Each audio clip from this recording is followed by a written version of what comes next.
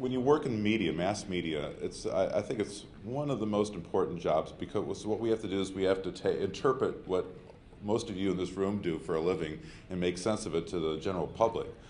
And you know, when I worked at National Geographic for almost a couple decades, and I felt like that was kind of a walk in the wilderness compared to making a film, because you know, now I realize that, you know, when you can take that power to sort of digest what the scientists give you and disseminate it down to the people.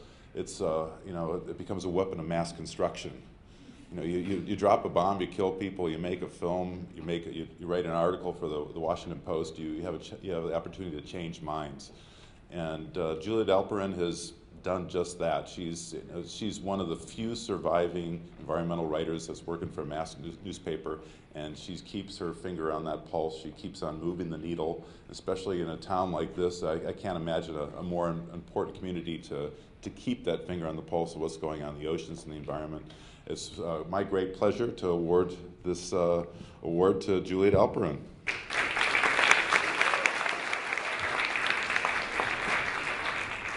Thanks so much, Louis.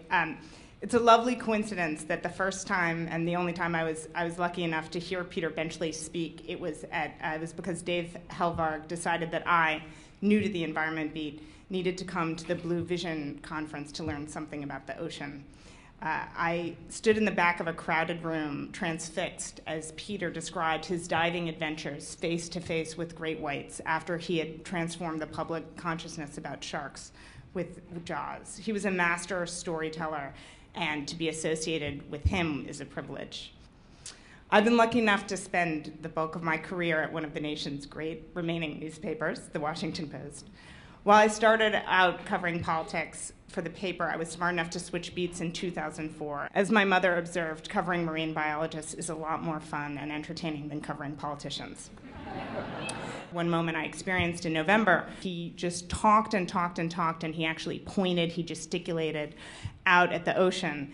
And it was incredible. And he did this under the assumption that I understood what he was saying, which of course was mistaken, but amazingly it didn't deter him. And at that moment, I really did realize why I had written my book, Demon Fish Travels Through the Hidden World of Sharks. And it was so that my son and now my baby daughter could have the same sense of wonder and amazement when they went to the sea. And with any luck, they'll be able to see some of the same amazing sights that I've seen when I've slipped beneath the waves. And perhaps, depending on what happens, it will be in even better shape when they take the plunge. So thank you very much.